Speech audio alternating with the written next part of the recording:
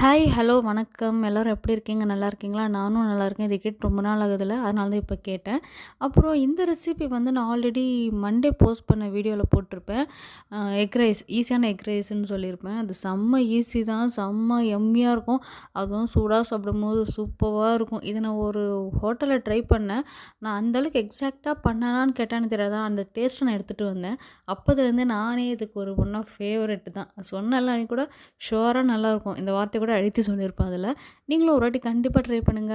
இத வந்து நீங்க நைட்டு டின்னர் கூட டக்குன்னு பண்ணி முடிச்சிடலாம். இது வந்து பசங்களுக்கு லஞ்ச் பாக்ஸா கூட நம்ம பேக் பண்ணி குடுக்கலாம். எப்படி வேணாலும் சாப்பிடலாம். சூப்பரா இருக்கும்.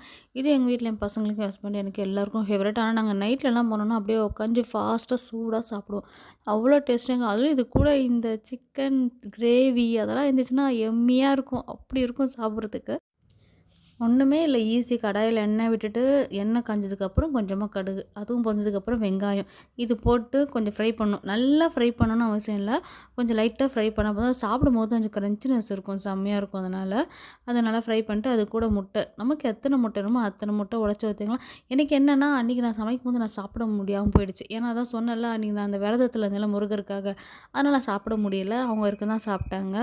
அந்த முட்டைய போட்டு நல்லா முட்டையும் அதுவும் சேர்த்து நல்லா உதிரி உதிரியா ஆனதுக்கப்புறம், இது கூட பச்சை மிளகா. உங்களுக்கு எத்தனை பச்சை மிளகா அத்தனை பச்சை மிளகா. சும்மா என்ன சொல்றது? அது வந்து வதங்காது அந்த அளவுக்கு. ஏன்னா நம்ம முட்டைய வதக்கிட்டோம் இல்லையா? அதனால வதங்காது. சும்மா லைட்டா அது மாரி நல்லா வதக்கி குடுத்துட்டு, அது கூட வந்து மசாலா. நம்ம மசாலா வந்து நம்மகிட்ட என்ன மசாலா இருக்கோ நான் என்னென்ன யூஸ் பண்ணுவேன்னா, வீட்டு மிளகாத்தூள் 1 ஸ்பூன் யூஸ் பண்ணுவேன். கொஞ்சமா கரம் மசாலா, கொஞ்சமா சீரகத்தூள், அப்புறம் கொஞ்சமா வெறும் மிளகாத்தூளு, என்னென்ன பவுடர் இருக்கோ எல்லாத்தையும் போட்டுட்டு கலக்கி குடுத்துருவேன். கொஞ்சம் மஞ்சள்தூள்.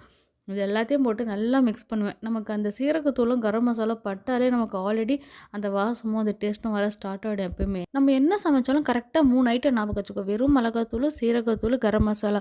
இது வந்து தேவைக்கு ஏத்த மாரி போட்டு கலந்தாலே நமக்கு ஸ்மெல்லு அண்ட் டேஸ்ட் இது கண்டிப்பா தூக்கி குடுத்துரும் நமக்கு. அது சிக்கனா இருக்கட்டும், இந்த மாரி ஐட்டமா இருக்கட்டும், எதுவா இருக்கட்டும். இதில இது கூட எல்லாமே போட்டு மிக்ஸ் பண்ணிட்டு, கடைசியா வந்து கருவேப்பிலை தூவி அதையும் கொஞ்சம் மிக்ஸ் பண்ணிட்டு, நல்லா இது எல்லாமே நமக்கே தெரியும். இந்த ரா ஸ்மெல்லாம் போயிடுச்சு அப்படின்னு நமக்கு தெரியும். வதக்கும்போதே தெரிஞ்சிரும். எண்ணெய் வந்து ரொம்பலாம் விடாதீங்க. சத சதன்னு இருக்கும். தேவையான அளவுக்கு எண்ணெய் விட்டா போதும். என்கிட்ட பெப்பர் தூள் கிடையாது. அதனால வந்து காலி ஆயிடுச்சு. பெப்பர் தூள் காலியானா நம்ம இந்த க்ரஷ் பண்ணுவோம் இல்லையா? அத வச்சிருப்பேன் எப்பயுமே நானு. எனக்கு இந்த மாரி சூப்பு, இந்த மாரி ஐட்டம்லாம் நீங்க தூளா போடுறத விட இந்த மாரி க்ரஷ் பண்ணி சாப்பிடுங்களேன். அங்கங்க வந்து பிட்டு பிட்டா தெரியும். சாப்பிடும்போது செம்மையா இருக்கும்.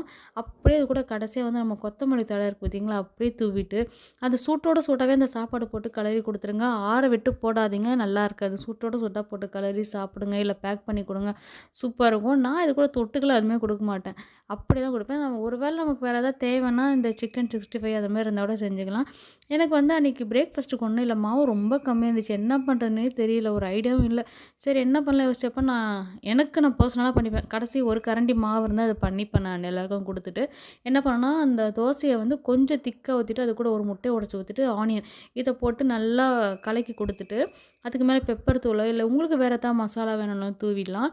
தூவிட்டு இறக்கிட்டு இது கூட குழம்பு வச்சு சாப்பிட்டா அப்படி இருக்கும். நான் ஆல்ரெடி இதுக்கு முன்னாடி நாளே வந்து சிக்கன் வச்சு மீந்துருச்சு. அந்த சிக்கன் ஏன் மீந்துச்சுன்னு நான் சாப்பிடாதனால. நான் மட்டும் சாப்பிட்டதுன்னா அடிச்சு திம்சம் பண்ணிட்டு போயிருப்பேன் நானு.